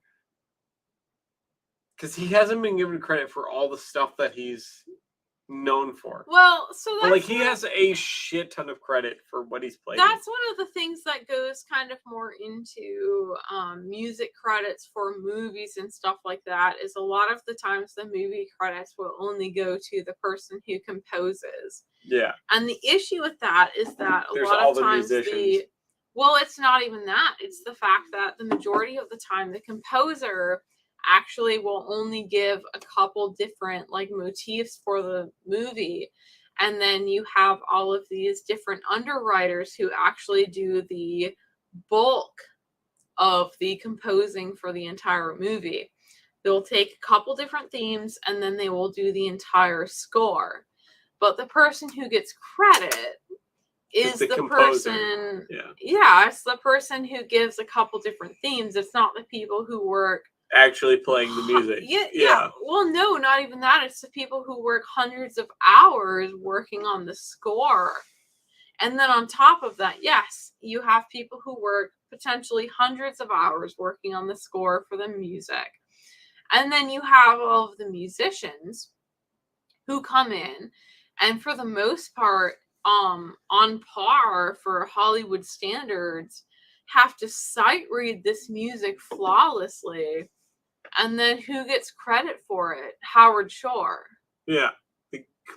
You know, and it's not all of the people who are underwriting for Howard Shore and then all of the people who play the music that is written for the underwriters for Howard Shore. You know, it's music by Howard Shore. I get it. Yeah. You know, and that's something that's, you know, it's bothered me a little bit more since I've noticed it.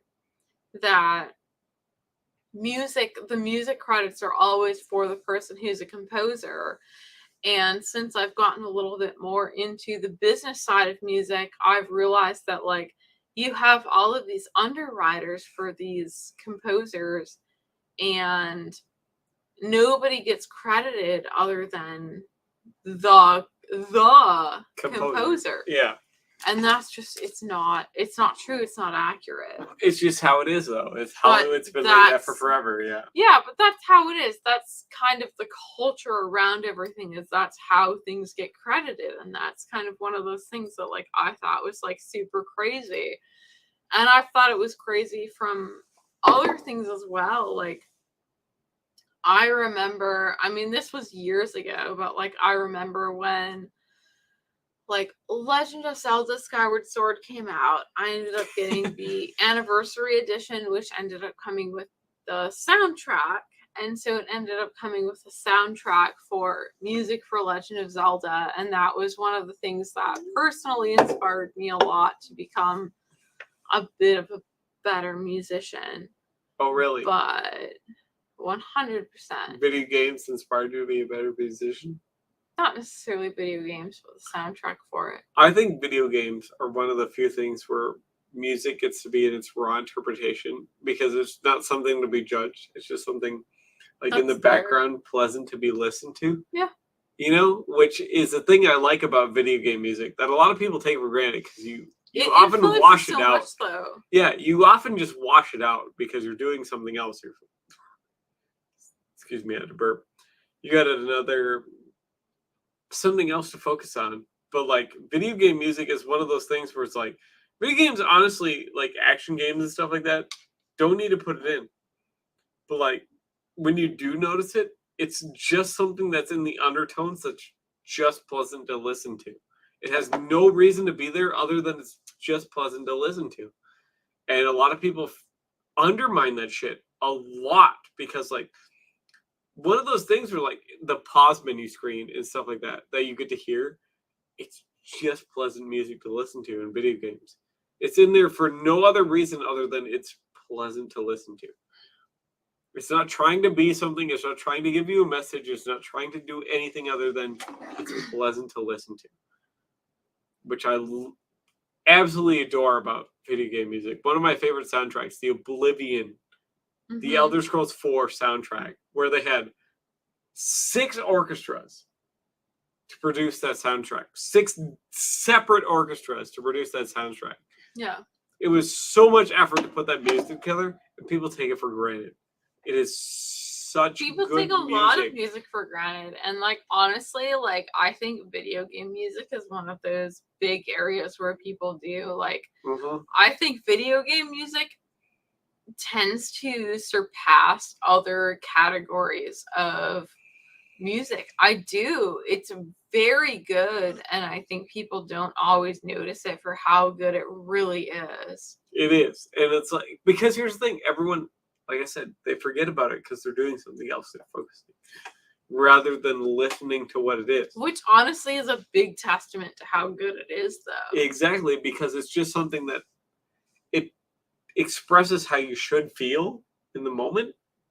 Because like they have like the aggression music, you know, like when you're fighting, and they have like the passive music when you're in the city and stuff like that, and you don't realize it, but it's there to make you feel a certain kind of emotion, and it's designed to make you feel a certain kind of emotion. And he's in the hammock. Look at that. He never goes in there. Look at him.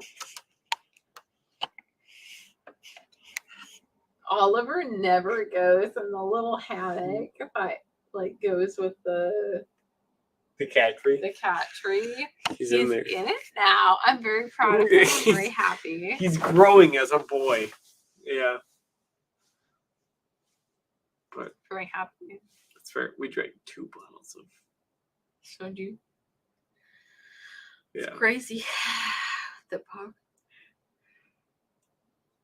You gotta get up so early, and you're not gonna be here all weekend. I'm only getting up at 7 tomorrow, and I only have to do a little. I'm not getting up that early. I'm gonna be up for a while yet, because I gotta maintain a certain sleep schedule for dealing with people at midnight. Well, by the way, people keep dying, and I have to keep giving flags to people. So yeah, but like, I've been not wanting to tell you, but I passed the sword test at work. I don't know why you would not want to tell me. Because you're supposed to be there for at least a year before you pass the sword test, but they open it specifically for me. Okay, well, they like have been not having new people coming in for so long. Yeah, but like the only reason is because Hoyt died, you know. So they opened it up for a bunch of people. Was Hoyt on the sword team? Yeah. Oh, okay. They opened it up, and I've only been there for like 4 months, you know. Yeah, I understand because I got you that job. I passed the sword test, and you're supposed to be there at least a year before you. Yeah, no, I know because I wanted to be on the sword team. I'm on the sword team. I understand. I wanted to be on the sword team. I passed it, and they're like, "It's yours if you want it," and I was like, "Sweet." No, I could deal with all the dirty needles and drugs and uncooperative I understand. people. I wanted to be on the sword team. I'm on the sword team now. I wanted to be on the sword team. Honestly, with how south of town prison has been, There's only one female I- on the SOAR team, and it's lighter. I still probably could get hired south of town, and Yeah. I potentially could still be put on something similar, because that's the thing, is I could still be put on like state sort. Yeah. No, I'm so happy to have SOAR because as much as I want to, I'm trying so hard to be a peaceful person because peace is so much better. Yeah, than but it's being probably better violent. that they all know that you're sort, if they know that. But like if something about me really likes fighting people. That's like, oh, you're gonna be uncooperative? Okay, let's go, guy, and we do.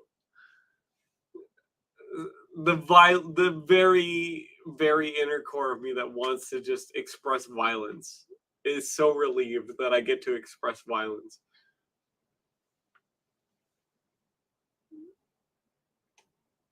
Canadian Sousa, if there was such a direct dialogue. That's a good question.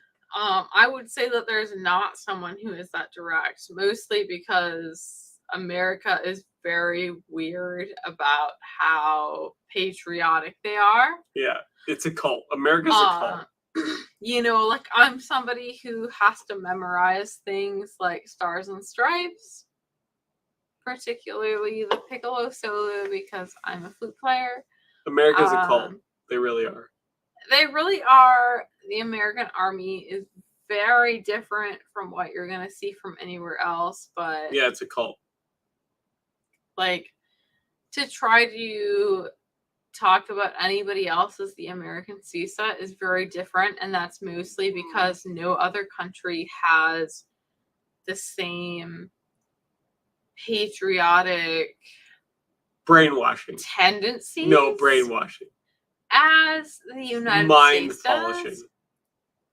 Like, even ignoring what Devin says, like, brainwashing. Most other countries are not going to have the same sort of patriotic inhibitions as the US. That's not true. Conscription countries exist. You have to, no matter what. So it's going to be very different. Like, and even if it's not thinking about exactly right now, like, there really aren't people who had the same scope that Sousa had on the US that other people had on other countries, like in the same sort of fashion. There really isn't. America's a cult, though. It really is. It is, but at the same time, like, you really don't have something comparable. You really don't. So fair. I mean, it's hard to beat a cult when you're a cult. But we should probably be wrapping it up soon because it's going on 1 o'clock. Okay. And you probably want to sleep. Eventually, yeah. Yeah, you probably would want to sleep. I just have. I mean, I don't have to get up tomorrow. I just have to do a little thing. I just have to move some helmets and call it good. And hopefully wait for the fucking dryer vent to show up so I can fix the dryer vent. Because I kind of ripped it off today. But, like... He did. I did do that. Because it was fucked. But I'll fix the dryer vent if it comes tomorrow. And other than that, I canceled the internet. I changed my address.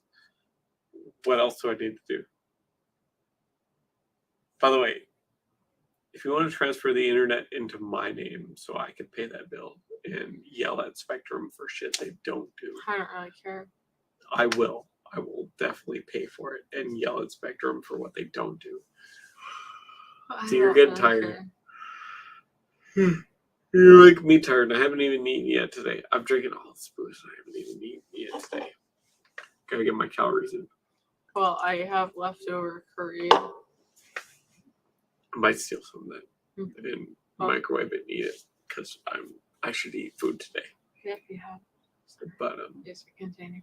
There's one container of just rice, and then there's one container of curry and rice. Oh, curry and rice container. Yeah, get the container with both. All right, I can do that. I can look at that and do that. I can. And honestly, probably like half the container. You can probably like I should eat half the container, so you're saying? Yeah, because Okay. last time I tried to eat those leftovers, I put half of it back in the fridge because I didn't finish all of it. Okay, I could probably clean that out. Then. Is all I'm saying is like maybe If I'm going to eat, yeah. try to eat all of it. Okay. No, I'm saying if you're gonna eat, maybe just like put half of that in the bowl, and then you're probably gonna be full if you only eat half the container. That's what I'm saying. Okay, fair. Because like And I then should. the other half you can eat like tomorrow. I don't know about that. Eating that much food 2 days in a row. Come on.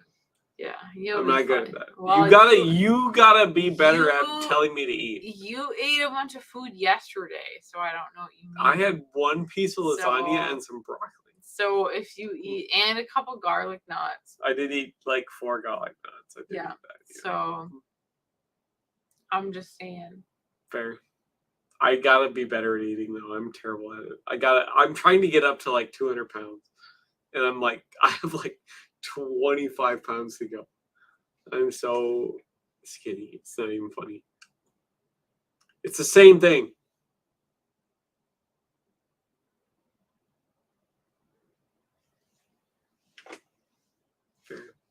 Social Marauder. So, all of you people, final questions, lightning round. Yeah, I guess we'll cut it off at 2 hours. We're at 1 hour and 50, according to the upper left corner. So we're gonna go soon because we have to go to bed. I mean, I don't have to, but she does. I should go to bed though. I'm very tired. I got up very early this morning compared to my normal schedule. I got up at like when I normally go to bed. I got up at like when I was supposed to go to bed. So, but I gotta finish my beer first. And make sure those soju bottles get in the recycling. It's lightning round. And tomorrow I gotta try to get more helmets. I gotta try to ship more helmets here. Lightning round. Questions, go. Anything and everything and anything. Single question. Nobody has a question. Everything and anything. Nobody's watching. Nobody has a question. No, there's 3 people watching. They have 8 minutes and like 16 seconds to go. 3 whole people watching. Yeah. They can come up with some spicy questions, okay? Spicy. What is the race pull and why is it the rucksack? Well, it's the M95, which is the original rucksack, obviously, because they bodied the Italians in World War I. The M95 Austrian. It's the M95 Mannlicher. That's the original rucksack. It has a whole... It was so good at killing Italians, the Italians wrote a song about it. Yeah. Called Tapu. It has a whole song about it being so good at bodying them that they wrote a song about it. It's a real thing. I have one. It's the best one. It's my favorite rifle. I have one. You want to touch it? I have an Austrian M95. I mean, yeah, I don't care. It's big. It's an 8.15 by 56 millimeter rimmed cartridge. Rimmed for her pleasure for that primary extraction. I'm just gonna let you know that doesn't mean a whole lot to me. I know you're not a nerd about stuff like that. I don't care as much as you would think I would. You shouldn't care at all. It's a nerd thing. Yeah. But I just 8.15 by 56 millimeter rimmed for her pleasure for primary extraction. I care about as much as my hunting rifle goes. That's fair. Well, that is a rimless. And that is a 6.5 rimless round. Yeah. It's a 6.5 by 55 rimless round. Whereas I like rimmed ammo because you have better primary extraction. So, which is... If the lights flicker in here again, I swear to God. Might be a little thunderstorm action. I have a lot of clips. I have a lot of M95 clips. So, too many M95 clips. So, all right, come on, you guys. You got a lightning run. You only got like 6 minutes left. Come on. Yeah, they're not interested. Spicy questions. That's go. The thing. I'm boring. Nobody cares. Spicy questions. Go. There's only 3 people on, you said, so. 2 now.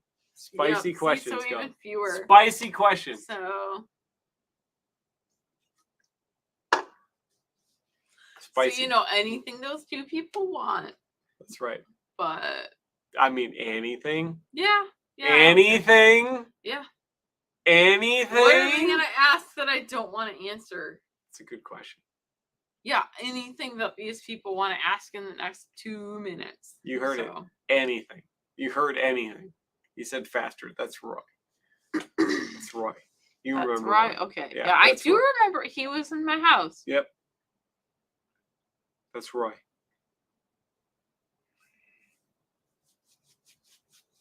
Him and his sideburns.